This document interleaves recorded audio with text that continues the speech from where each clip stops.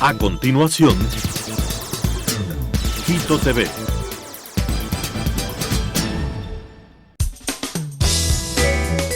Clasificación A. Apto para todo público.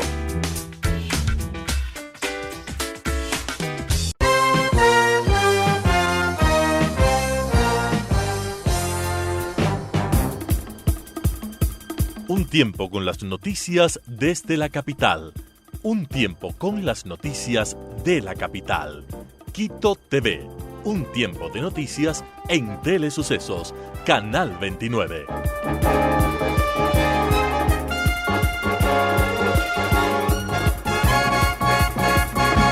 ¿Qué tal, amigos, amigas? Bienvenidos a este espacio de entrevistas Quito TV, el espacio de la ciudad, por 29 y 29.1, nuestra señal abierta. Además nos pueden ver en 73 en TV Cable, 43 Claro TV o desde cualquier parte del mundo, entrando a nuestra página web que es www.telesucesos.net o en Facebook Live. Están las 24 horas del día nuestra programación en Telesucesos Quito. El día de hoy tenemos la presencia de Juan Pablo Vargas. Él es ingeniero civil chileno con una trayectoria de más de 20 años en lo que es la industria minera. Ingeniero civil en minas de la Universidad de Santiago de Chile, máster y doctor por la Universidad de Lleida en España, ¿no? Sí. Bienvenido, ¿cómo está? ¿Cómo se ha Gracias. sentido aquí en Quito, en Ecuador? Bien, bonita ciudad, me encantó. ¿Ah, sí? Sí. ¿Primera vez que viene? Primera vez. Primera vez que viene. Vino con motivo de un tercer congreso internacional acerca del tema minero, ¿es así? Sí, Minería y Medio Ambiente, el cual se celebró el pasado jueves y viernes. El pasado jueves y viernes de la semana pasada, Sí. indudablemente, y seguramente se recogieron un sinnúmero de conclusiones y recomendaciones, porque indudablemente el Ecuador está entrando a un tema de minería en gran escala y Claro. hay que ser responsables además con la naturaleza. Así es. Sí, se sacaron varias conclusiones. En general, la principal era que Ecuador está en un muy buen pie para empezar explotación a gran escala y hacer una industria productiva eficiente a nivel mundial, siempre mirando lo que se ha hecho en países con una minería con más data de años, ya como por ejemplo Chile, y no cometer los errores que en algún minuto nosotros cometimos y poder empezar de una manera bastante buena. Chile ha sido tradicionalmente un país minero, seguramente uno de los más fuertes y poderosos del mundo en lo que es industria minera. Claro, efectivamente. ¿Cuáles son esos errores que en un principio se cometieron y que no hay que cometerlos? Bueno, por ejemplo, nosotros tenemos una experiencia en minería industrial de más de 150, 200 años, obviamente. Ya esto se viene industrializando a partir de los últimos 100 años, y ahí es donde nosotros empezamos a generar estructuras políticas y gubernamentales que van dirigiendo un poco o supervisando el buen actuar de la minería. Obviamente cuando no existían estas políticas, cosas pasaron, ¿ya? Pero son cosas que ya una minería responsable como la que nosotros practicamos en Chile ya no ocurre, y esperamos que eso también pase acá en el Ecuador. ¿En Chile prácticamente se tiene un 100% de minería responsable o existen focos donde todavía se sigue llevando de una manera artesanal, digamos, del tema de minería? Nosotros tenemos, yo diría que el 99% de nuestra minería es muy responsable. Obviamente, como en toda industria, hay algunos focos que nosotros estamos tratando de eliminar, que son pequeña minería artesanal que no se controla muy bien. Ya, pero eso ya no es relevante en el sentido en cuanto a la escala de la minería que se practica en Chile. Toda nuestra minería es responsable. Indudablemente. Aquí en el Ecuador estamos entrando, como ya lo dijimos al inicio de la entrevista, a un tema de minería a gran escala y que tiene que ser una minería responsable. Pero además surgen otro tipo de situaciones.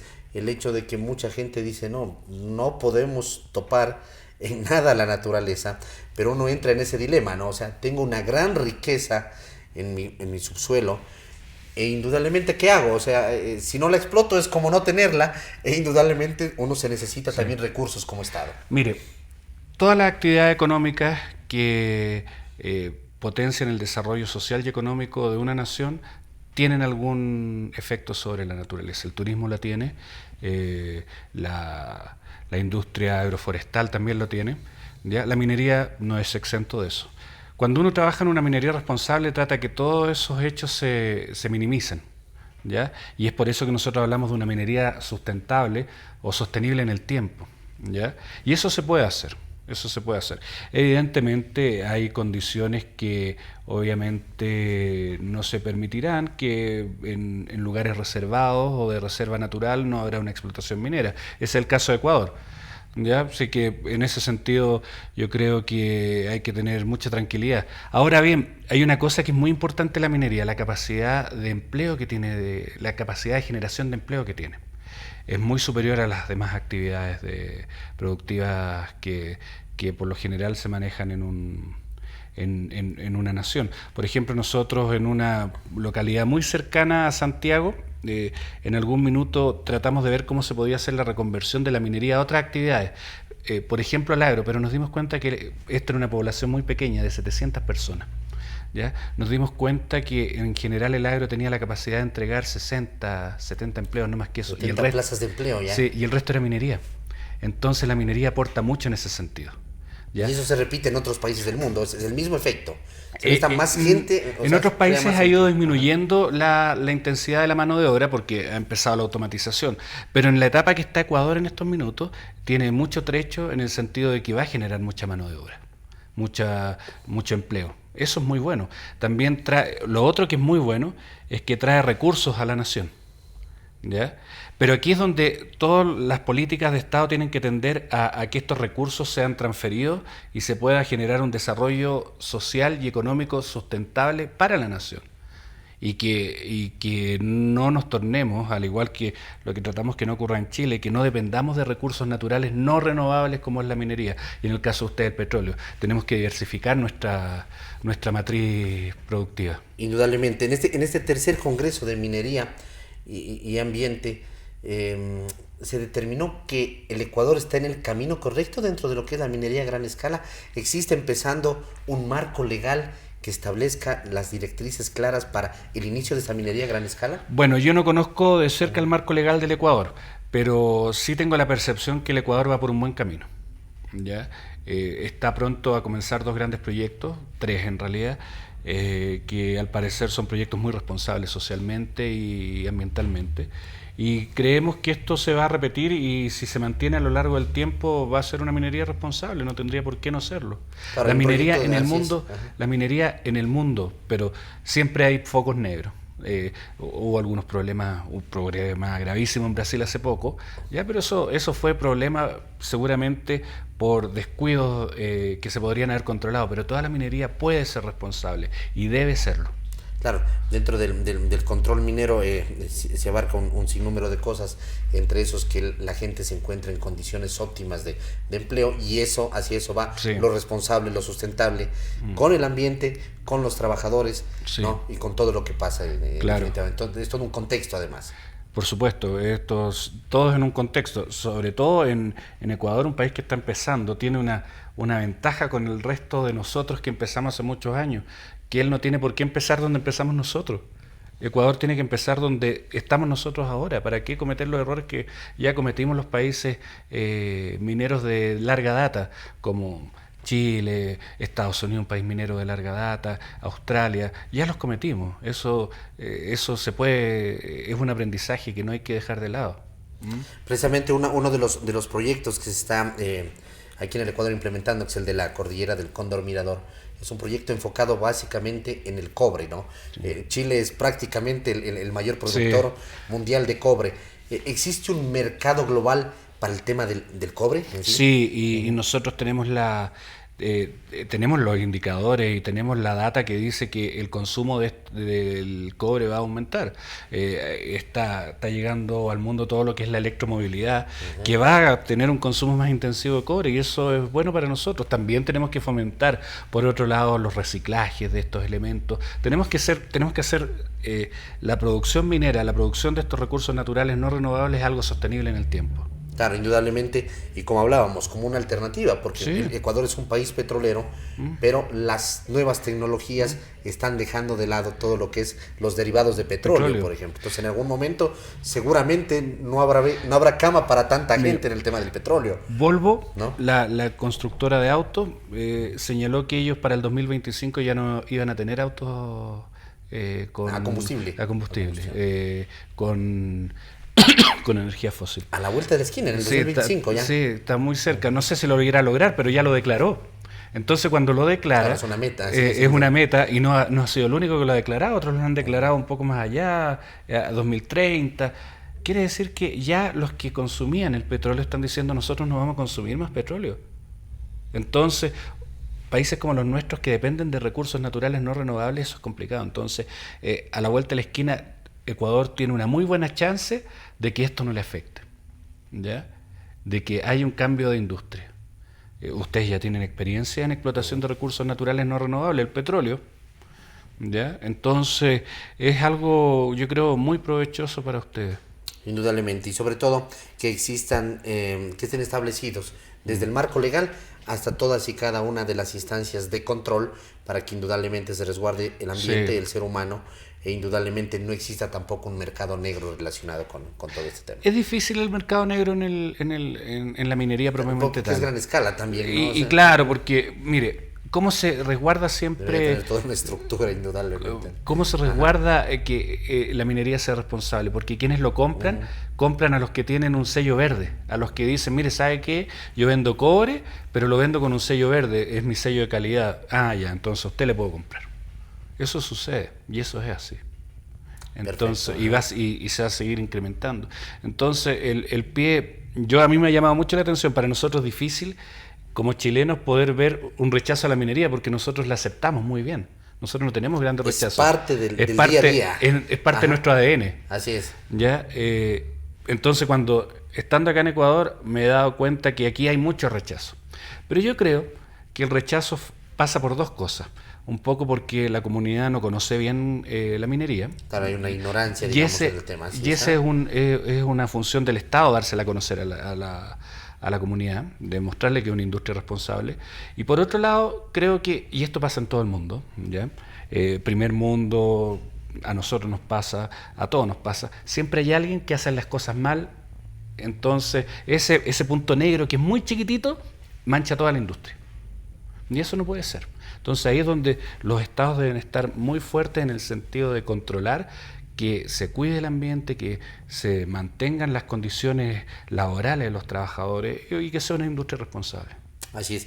Ingeniero, nos hemos quedado cortos de tiempo, pero ha sido importante en esta corta entrevista conocer un poco del pensamiento de un especialista dentro del campo minero, que se encuentra en un país que también es especialista en el campo minero y que indudablemente ha sido partícipe de este tercer Congreso de Minería y Ambiente, en donde se ha ido enfocando y dando directrices sobre lo que tiene que ser la minería en gran escala en el Ecuador, sí. Con lo último que usted dijo, sobre todo, que el gobierno, el Estado, tiene que ser el encargado de darnos a conocer cómo es la minería a gran escala, los beneficios, los recursos que se generan, la seguridad que vamos a tener en el tema de tener un sello verde para no afectar a todo lo que es el ambiente, y la seguridad con el ser humano sobre todo. Sí, bueno, y desearles mucho éxito en este camino que empiezan. Muy gentil, ingeniero, y muchas gracias. Esperamos tenerlo en otra ocasión aquí en el Ecuador. Muchas gracias a usted. Gracias. Amigos, ha sido el ingeniero Juan Pablo Vargas, ingeniero civil y minas, graduado en Chile, tiene un posgrado también en España, y hemos hablado sobre esta planificación minera a largo, mediano y corto plazo. Hemos hecho una entrevista corta, pero creo que hemos podido sintetizar en parte las directrices que tiene que seguir el Estado en el tema de la minería a gran escala. Volvemos después de un corte con Cristina Cachaguay. Ella es presidenta nacional de Mujeres por el Cambio.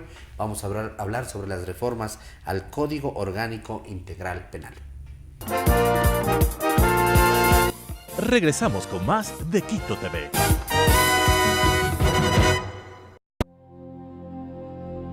¿Puedes decir cuál de estos niños no nació libre?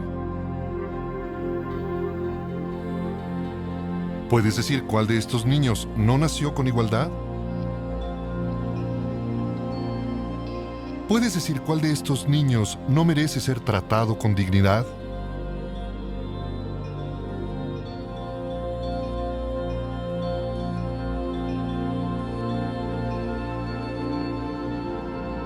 Nosotros tampoco.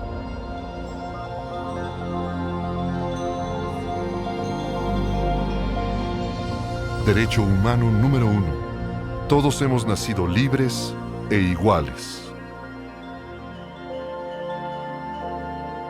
¿Qué son los derechos humanos? Infórmate en jovenesporlosderechoshumanos.org.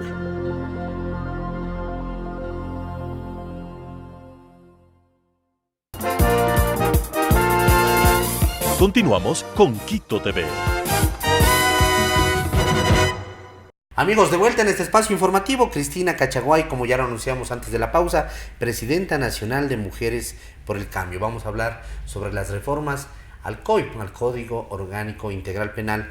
Existe un límite al veto que debe de pronunciarse Lenín Moreno respecto al veto que se cumple este próximo 18 de octubre. Cristina, para empezar, bienvenida. Hablemos un poco y pongamos en contexto, ¿qué es Mujeres por el Cambio? Bueno, Mujeres por el Cambio es una organización a nivel nacional.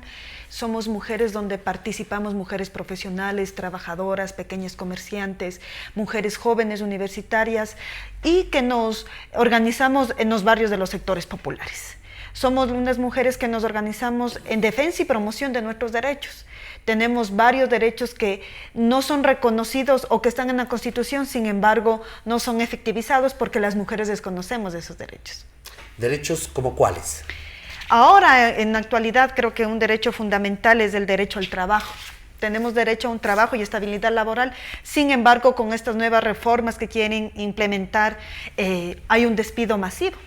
Recordaremos que en febrero hubo un despido masivo del sector público en el sector de la salud, donde mayoritariamente fueron las mujeres que estuvimos despedidas. Fueron mujeres que eran enfermeras, médicas, que estaban en farmacia. Entonces, somos las mujeres en el sector del trabajo donde nos despiden principalmente. Y no se diga de también el tema de equiparación de sueldos. Aún seguimos ganando menos que los hombres. Así bueno, es. Hablemos un poco de lo que son las reformas al Código Orgánico Integral Penal. ¿Qué es lo que pasó dentro de lo que es la Asamblea y este veto sobre el cual tiene que pronunciarse el presidente Lenín Moreno? ¿Cuáles son los puntos más importantes de lo que se exige, sobre todo en el tema de violación a los derechos que tienen las mujeres? Bueno, para nosotros lamentamos la actuación de la Asamblea Nacional, pues la Asamblea Nacional tenía una oportunidad trascendental, histórica, de defender y sobre todo ayudarnos a avanzar en derecho para las mujeres. Nosotros lamentamos que ciertas asambleístas y ciertos asambleístas votaron en contra de los derechos de las mujeres al negarnos el derecho mínimo, el aborto por violación. Lamentamos porque en el Ecuador es el tercer país a nivel de Latinoamérica que tiene un alto índice de embarazos en adolescencia. Sin embargo, no les importó a los asambleístas y a las asambleístas. La mayoría de estos, perdón que te interrumpa, de estos embarazos en adolescencia son frutos de violaciones. Mayoritariamente sí. Nosotros vemos que del 2013 hasta la actualidad más de 20.000 niñas han parido producto de una violación, menores de 14 años. ¿Y quién produce esa violación? Son las personas que están al contorno de la familia, tíos, hermanos, padres, padrastros. Y esa realidad que enfrentan las niñas, que ya es una violencia extrema, tienen que enfrentar otra, que es ser madres producto de esta violación. Y no les da la opción a elegir qué hacer. Nosotros decimos que nosotros tenemos el derecho a decidir sobre nuestros cuerpos. Mínimo en este caso de violación. ¿Eso qué quiere decir? De que el Estado debe garantizar nuestra decisión. Si la mujer, la niña violada decide ser madre, el Estado tiene que garantizar salud para la madre y para el niño, tiene que garantizar estabilidad emocional, tiene que garantizar el acceso a la educación, el acceso al trabajo, porque lamentablemente las mujeres que deciden ser madres después son olvidadas por el Estado, por la sociedad y son recriminadas. No tienen trabajos estables, los niños no tienen un acceso a la salud, a la educación, es deplorable. Pero también, ¿qué pasa?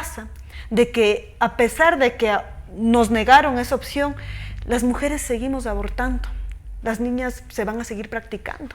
Entonces, lamentamos porque estas mujeres que lo practican y que realizan un aborto lo hacen en lugares clandestinos, insalubres. Sin embargo, también hay una condición de clase, porque nosotros vemos que estadísticamente las mujeres abortan, pero cuando tienen dinero se van a una clínica privada, en la mañana se practican su aborto, al siguiente día van a trabajar o van a hacer sus actividades. Es ambulatorio. Por supuesto.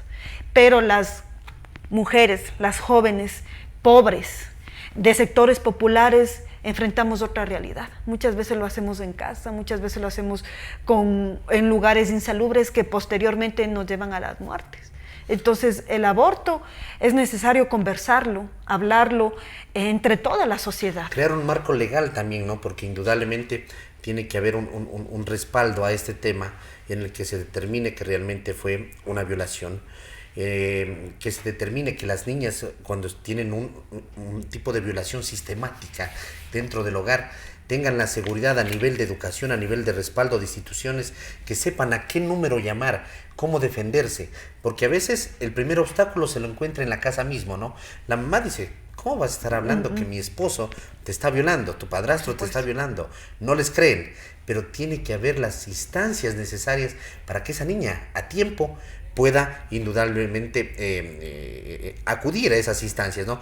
Porque la pérdida de una vida de un niño tampoco soluciona ni el problema del violador ni el problema de la chica que ha sido violada, ¿no? Es decir, es todo un contexto y hacia eso deberíamos de caminar como Estado. Sí, por supuesto. Por eso digo que es muy necesario debatir, conversar lo que es un aborto, el aborto por violación y sobre los cuadros estadísticos y hablar sobre los derechos sexuales y los derechos reproductivos, indudablemente, porque cuando nosotros hablamos sobre los derechos sexuales y los derechos reproductivos, estamos enseñando a los niños, a las niñas, a los adolescentes a identificar ese tipo de violencia.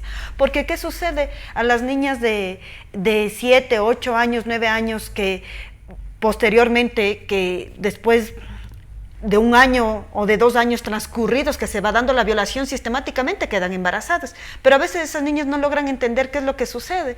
¿Por qué? Porque son esas niñas que dicen: ¿cómo es que mi padre me engaña y me toca? Y muchas veces naturalizan y piensan que es verdad, y después de varios años dicen, o después de varios meses dicen: sí, me está tocando, me manoseó, me hizo tal cosa o tal cosa. Y usualmente no denuncian las niñas y las adolescentes por la vergüenza, porque no saben lo que está ocurriendo también. Y nosotros decimos el tema que es necesario hablar en los colegios. No solo se trata de ir a abortar, no solo se trata de ir a pelear por ese derecho indudablemente de decidir sobre nuestros cuerpos. Es un contexto social donde a las mujeres y los cuerpos de las mujeres nos toman como un instrumento de procreación. Es necesario la educación sexual, la educación reproductiva dentro de las instancias educativas. Es necesario ver un marco legal que sea adecuado y que defienda los derechos de las mujeres, porque nosotros también el tema de la violencia sexual es un tema particular, pero también tenemos una violencia física, los femicidios que cada 3 días nos asesinan a las mujeres, y las mujeres cuando acudimos a denunciar en la fiscalía o en otros espacios no los creen o llaman al agresor a mediar, cuando nosotros o las mujeres se acercan. Esa seguridad jurídica es la que no hay. Por supuesto. A la siguiente ya no van a denunciar. Ya no vamos a denunciar y a la tercera nos matan. Estamos desprotegidas, porque no hay una transversalización de género para hablar sobre la situación que viven las mujeres. Por eso nosotros hasta el 18 de octubre, donde el presidente tiene que vetar, y nosotros exhortamos al presidente de la República a vetar el artículo del Código Orgánico Integral Penal y velar por los derechos de las mujeres, dar el presupuesto para la prevención y erradicación de la violencia, pero también que nos dé estas oportunidades de decidir sobre nuestros cuerpos. Frente a eso, el movimiento de mujeres, el movimiento feminista, venimos haciendo diferentes acciones. El día sábado, por ejemplo, vamos a realizar a nivel nacional diferentes acciones por el Día Internacional de Decidir sobre nuestro cuerpo, por el aborto legal, seguro y gratuito, donde nosotros, en particular, en el Ecuador demandamos que se apruebe la ley y que se reforme el COIF con el aborto de violación. Si se da el veto por parte del presidente Lenín Moreno, ¿eso significa que debería devolver el Código Orgánico Integral Penal a debate en la Asamblea nuevamente? Por supuesto. ¿Nuevamente a una votación? ¿Qué es lo que sucede cuando pasa el veto? El presidente veta los artículos determinados, después de 1 año se vuelve a tratar en la Comisión de Justicia y posteriormente en la Asamblea, pero nos da 1 año para nuevamente empezar a debatir y conversar. Pero también es muy preocupante cómo el Estado ha venido jugando con estos temas sensibles, ¿no? Cuando el 17 de septiembre no solo se aprobaba el aborto por violación, sino pasó también un tema trascendental que afecta a todos los ecuatorianos y ecuatorianas, que es el tema de no permitir de que se incauten los bienes por actos de corrupción. Entonces, siempre estos temas sociales pone a la palestra para ocultar también estos temas trascendentales. Por supuesto, nosotros también como mujeres demandamos al gobierno que vete también ese artículo, que las personas que se enriquecieron por actos de corrupción deben de devolver. Tienen que devolver. Por supuesto. Y se les debe de incautar los bienes. Deben de incautar y tienen que devolver. Y ese dinero incautado debería ser utilizado para bienestar social, para la educación, para la salud, para la prevención y erradicación de la violencia. Entonces el gobierno está en deuda con el pueblo ecuatoriano, con las mujeres, con la juventud y con los trabajadores. Cris, le volveremos a invitar el 18 de octubre o días antes o días después para hablar un poco de lo que llegue a pasar con este tema. Indudablemente son temas tan delicados, son temas tan extensos, temas que necesitan una profundidad incluso en su análisis, que esta entrevista se ha quedado corta en relación a este tema. Así que le volveremos, ténganlo eso por seguro, a invitar para poder debatir, ojalá en un espacio completo de media hora, en el que podamos profundizar un poco más y qué es lo que viene con este veto o no veto por parte del presidente Lenín Moreno. Muy gentil por haber estado aquí.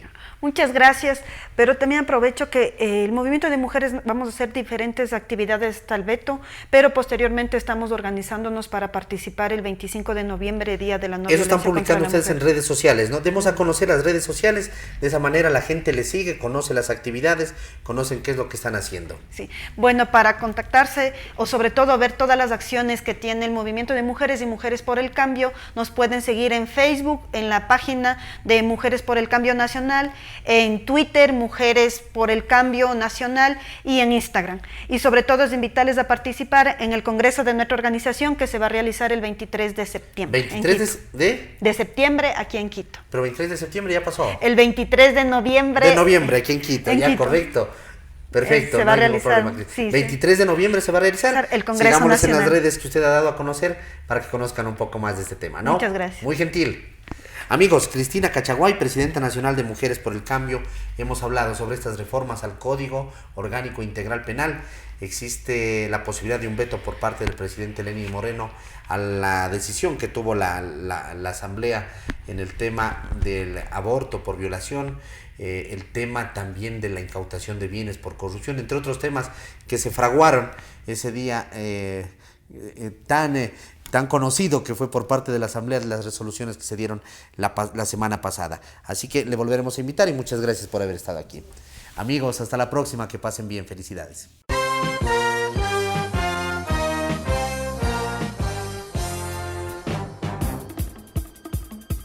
Un tiempo con las noticias desde la capital.